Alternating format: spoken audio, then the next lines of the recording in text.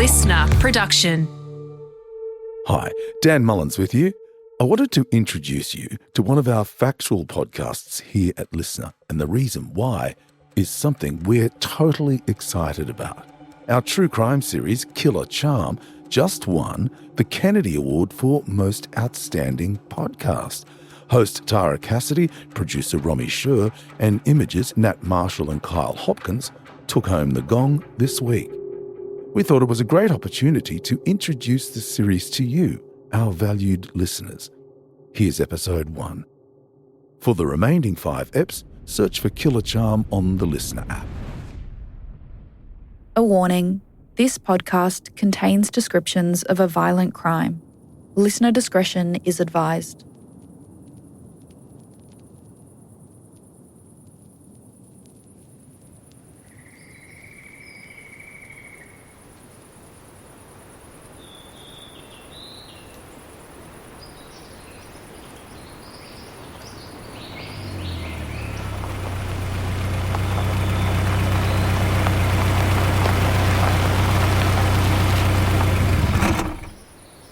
Sharon Baton, a widow in her early 60s, has just arrived home to her semi-rural property in Gomborian, Queensland. It's one gravel road in and out, surrounded by bushland. The nearest neighbours are over 100 metres away. On Sunday, November 12, 2017, 3 men, Greg, Peter and Bruce, are there doing her a favour. They've been cutting down trees over the last few weekends. Sharon's hoping to sell the Gomborian property after her husband recently died, and clearing the land will help improve its value. When Sharon arrives home a little before sunset, she's not feeling well. She's still grieving her late husband. She's got a headache and just wants to rest. I said, you guys really need to pack up and go home. I said, because I just want to go to bed. I just want to go and lay down. Before she goes to bed, she speaks to Peter, who's come to check on her. And he says, look, give us 10 minutes. And Peter had keys to my house.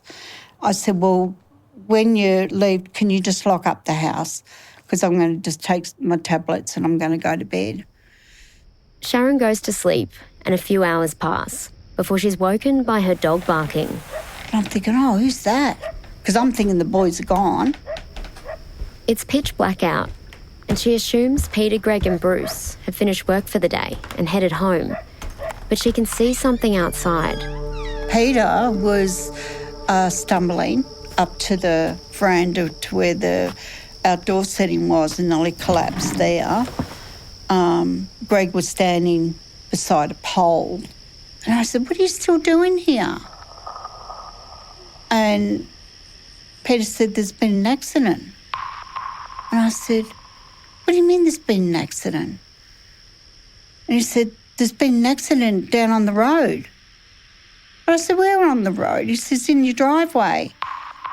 And I'm like, what are you talking about? He says, it's Bruce. And I said, where is Bruce? And he says, he's gone through the chipper. And I was like, oh my God. And Greg said to me, I tried to save him, but I couldn't save him. I was trying to pull him out of the chipper. And then Peter said to me, well, you just call the damn police. So I went inside, got my phone, and I dialed 000, and they said, who do you want? And I said, I don't know. I don't know who I want. And she said, what do you mean you don't know? And I said, you better just send everybody. My friend's gone through the woodchipper. I was just dumbfounded. Then the next thing I knew, all the police were there and the detectives were there and asked me what happened. And I said, I don't know. I said, Bruce fell into the woodchipper. And he said, what do you mean, how? And I said, I don't know. Then they basically spoke to the boys and they took them off into town to give statements. It was the worst night of my life, I think.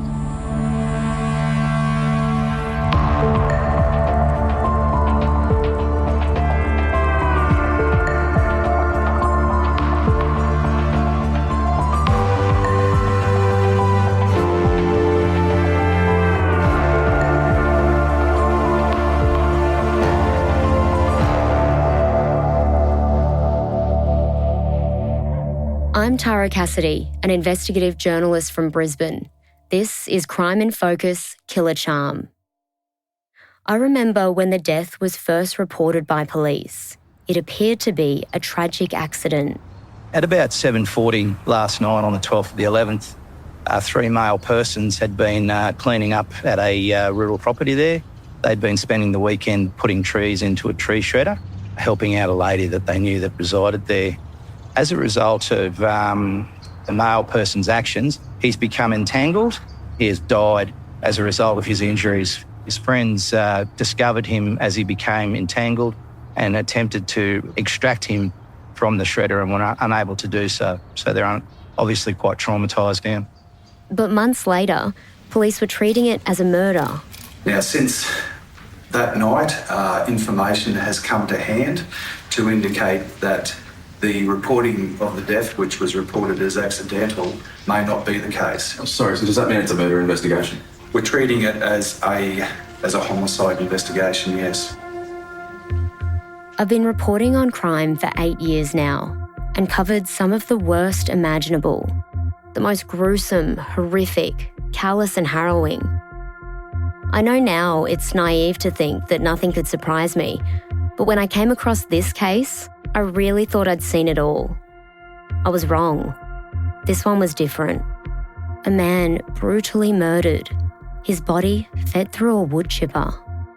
It sounded like something straight from a horror film, not the relaxed suburban streets of the Sunshine Coast where I lived.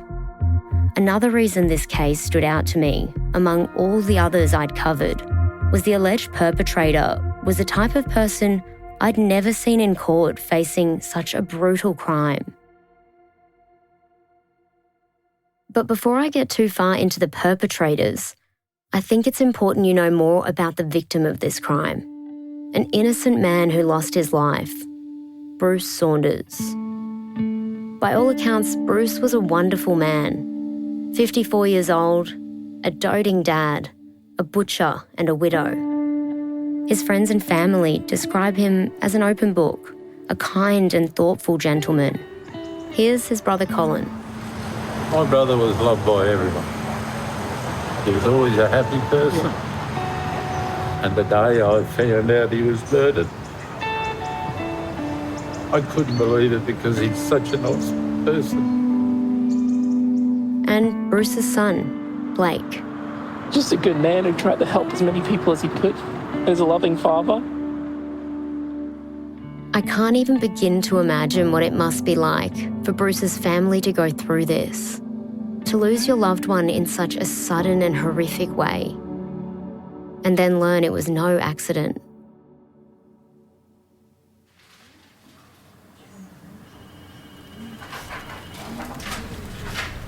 The two men Bruce was with the night he died, Peter and Greg, are taken to Gympie Police Station to give official witness statements. A formality, police say, for anyone who's witnessed a fatal accident. Peter and Greg are led into separate rooms with separate officers, who ask them in detail what happened. Peter John Koenig states, I'm a 61-year-old divorced male. I'm currently employed full-time as a truck driver. I know Bruce through a mutual friend, Sharon Graham. I've known Bruce for about 3 or 4 years. Bruce and I would say are good mates. Sharon Graham's the other Sharon in this story. Not to be confused with Sharon Baden, the Gomborian property owner you heard from a moment ago. The two Sharons were actually best friends. And I know it might sound confusing, but I'll clear it up as we go along. Gregory Lee Rosa states, I am a 58-year-old man. I am a diesel fitter by trade, but I am currently working as a truck driver. I've known Bruce for about 6 to 8 months. I met Bruce through a girlfriend, Sharon Graham, and we've become friends since. The men's statements are lengthy, and they're at the station for hours.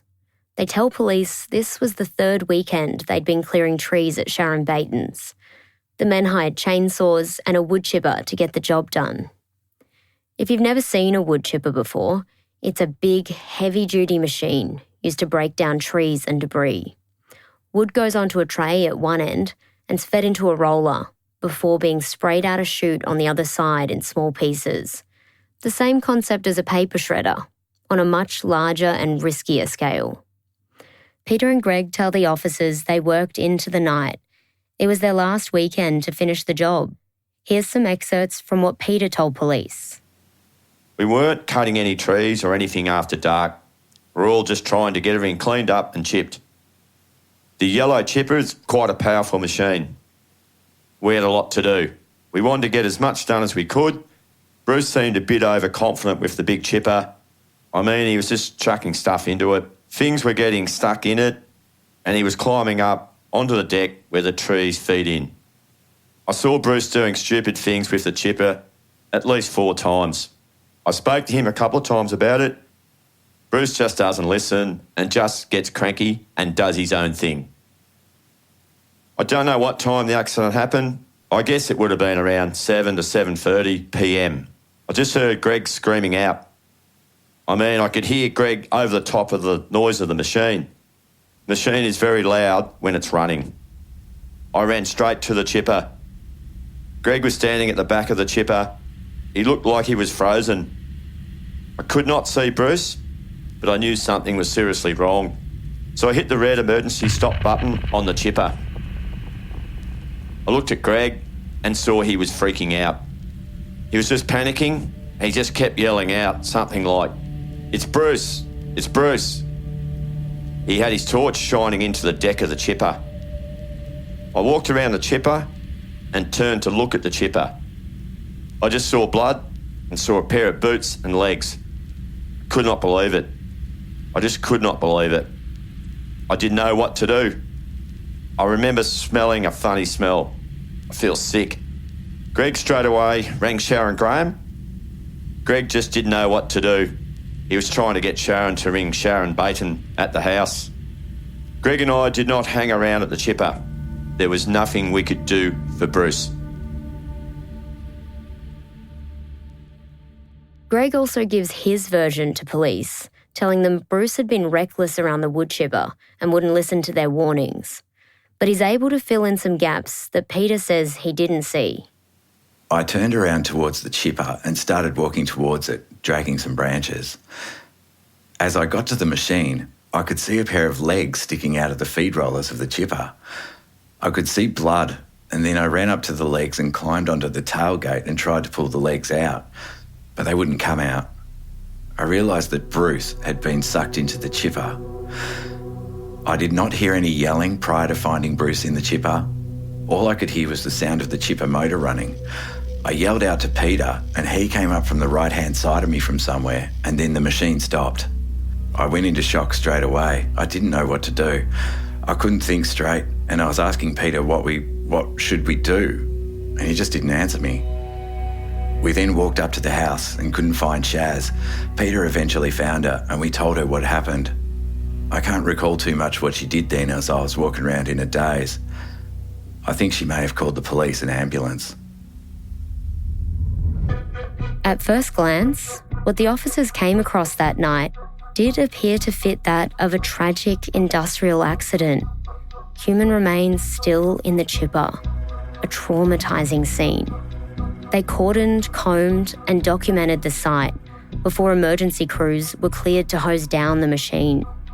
In the days to follow, the forensic findings compared against the men's statements began to raise suspicion over their stories. And a third person came onto police's radar, Sharon Graham. That's the other Sharon in this series, not the widow who owned the Gomborian property where Bruce was killed, but her best friend. Sharon Graham had dated Bruce Saunders. At the time of his death, though, they had broken up, but were still living in the same house. So next, police wanted to find out more about this Sharon Graham.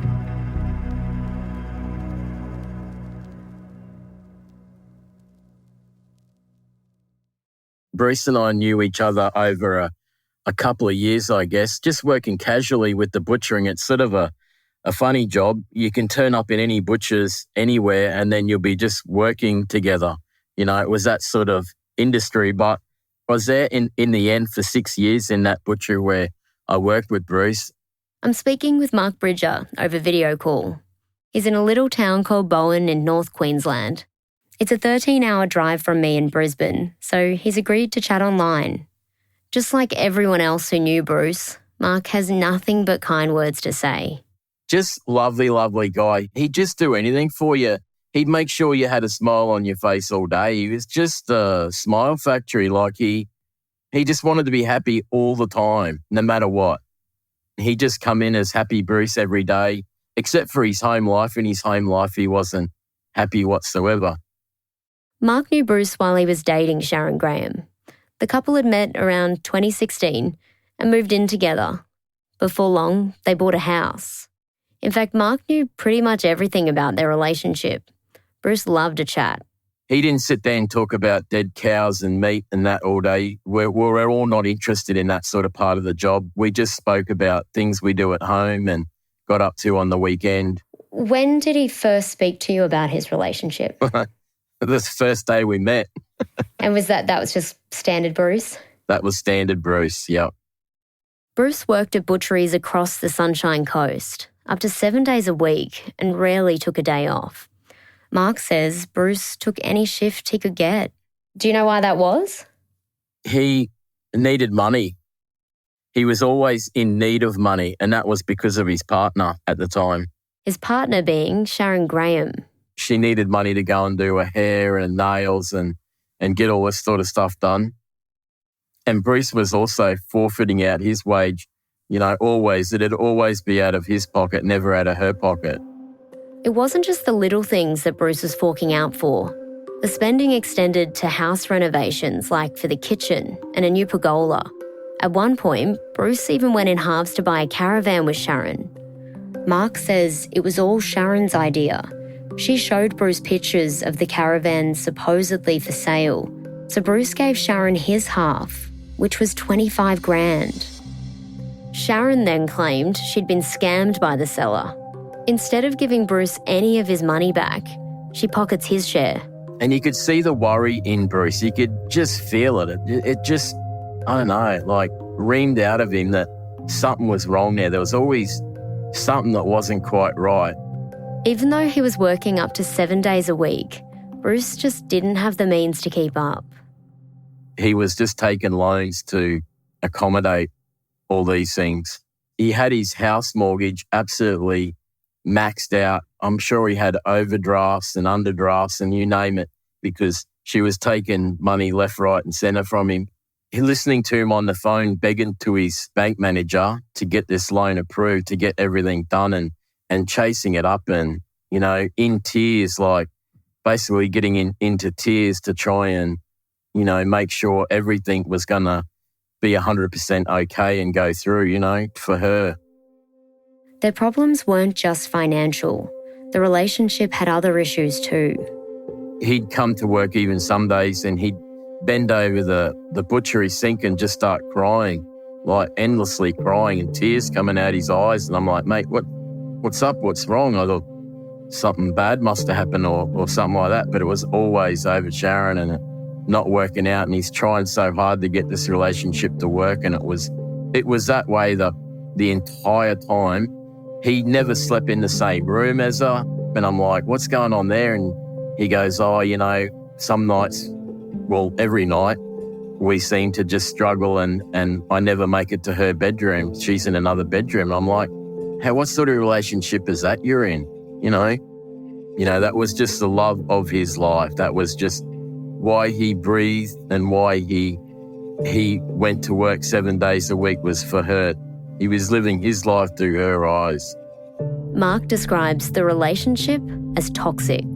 He just got really upset and started crying again and said, she's blocked me on this and that and that. And I said, yeah, but where's she living? And he said, with me. And I'm like, you got someone living with you that's sleeping in a separate bedroom and has blocked you on all social media platforms. You're not getting anything, and you're giving her all your money. That's why I used to say, mate, you're in a toxic relationship and you need to find and be happy and get someone better because this is never going to work out. She had him wrapped around her little finger like no tomorrow. But then Bruce went back to being Bruce and he just give you this laugh and go, It's going to be okay, mate. We'll sort it out. It'll be okay. Mark remembers one day where Bruce seemed convinced he and Sharon had finally worked things out. He come running into the butcher shop and he come running into me, goes, Mark. He goes, you'll never believe what happened. And I'm like, what, mate? And he goes, I'm getting married. And I'm like, are you? Who to? And he said, Sharon. And then in the next breath, he said, I'm getting life insurance. Never in my life have I heard someone say, I'm getting married and I've just got a life insurance in one mouthful. I just looked at him and I sort of just kind of switched off to what he told me. And I said, oh, that's really good. I said, that's tops, mate. And I was just like, wow, so it's all better now? And that's what was my first words. Is it all better now? And he said, all better, Mark. We're sleeping in the same bedroom and everything's all good. He said, I'm so happy.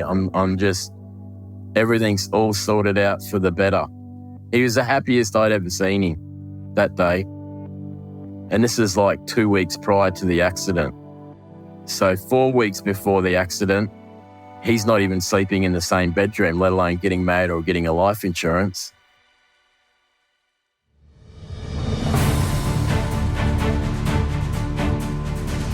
It's a horrifying incident that has shocked the local community and no doubt the friends, family and workmates of a 54-year-old man who was killed last night in a tragic workplace incident.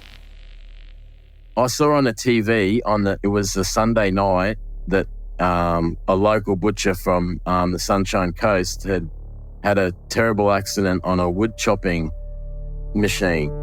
I text a mate, Rossi, that I work with, and then he says, oh, no, anyhow, we got to work the next day. It was Rossi that actually found out through some means that, yeah, it was Bruce that fell into this wood chopper. And I had this it was gut-wrenching. It was just absolutely something in my head was saying, something's not bloody right here. It's just not bloody right. So then it come to the next day. It was a Tuesday. And I said, oh, this is just not sitting with me, Rossi. And I went to my store manager and I sat in his office and I said, mate, something's wrong here. Like through all the conversations that I've had with Bruce, all of them that I heard, and then he waltzes into me 2 weeks before that and says he's getting married and he's got life insurance policy on himself. And life insurance is just going ding, ding, ding, ding, ding with me. I'm just thinking, what in the world has he done? Like, what has gone on? Despite others insisting to Mark that Bruce's death was just a tragic accident, he couldn't ignore an underlying feeling that something or someone else was at play. And he says by Thursday, he'd taken himself to the Maroochydore police station to make an official statement. I just had to go and let them know if there was something else involved or something, because that's what my heart was telling me, that's what my head was telling me. I just had to get that part out to a detective. When I walked in there, I thought, are you doing the right thing, Mark? Like, this is on TV, it's an accident. And then something was just like pushing me in the doorway, and I just had to get it off my chest when I finished doing my statement and I'd given him everything. He said, Mark, how do you feel about all this? He says, what's your general feeling on this? What do you think? And I said, I got chills. I remember I got chills and I said to him, this wasn't an accident.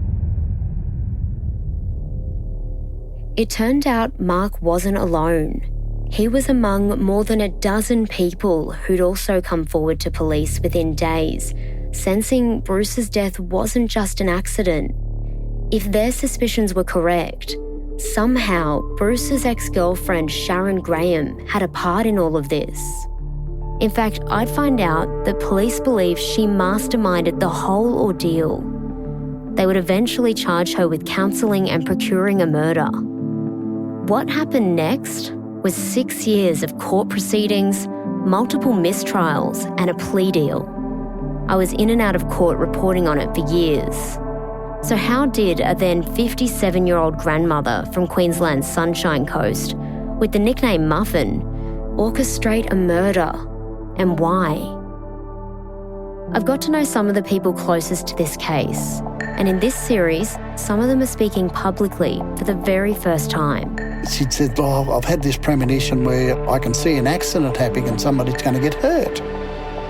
I've interviewed those who knew Sharon Graham the best, including her former best friend.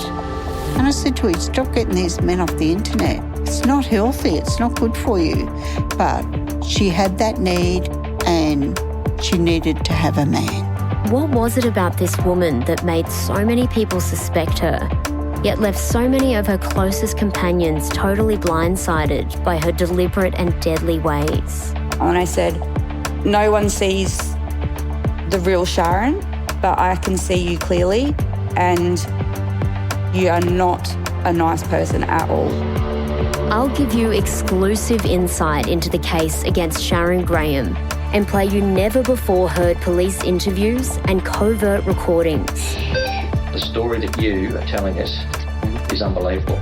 So this is your opportunity to tell us what happened behind that machine. Did you kill Bruce? Did you put him in the chipper? And you'll find out whether Sharon Graham will be found guilty for the murder of Bruce Saunders. All people convicted of murder related to this case have lodged their intentions to appeal the outcomes. At the point of publishing this podcast, those appeals have not progressed further. Crime in Focus Killer Charm is written and produced by me, Tara Cassidy. Produced by Romy Sher. Sound design by Nat Marshall. Fact check by Holly Mitchell. Voiceovers by Matt Nikolic and Robbie McKinlay. Theme music is by Matt Nikolic. Production assistance by Ed Gooden. Story commissioning and consultation by Jennifer Goggin. Special thanks to Ellen Leabeater and Claire Weaver. This series was produced on Turrbal and Wurundjeri land.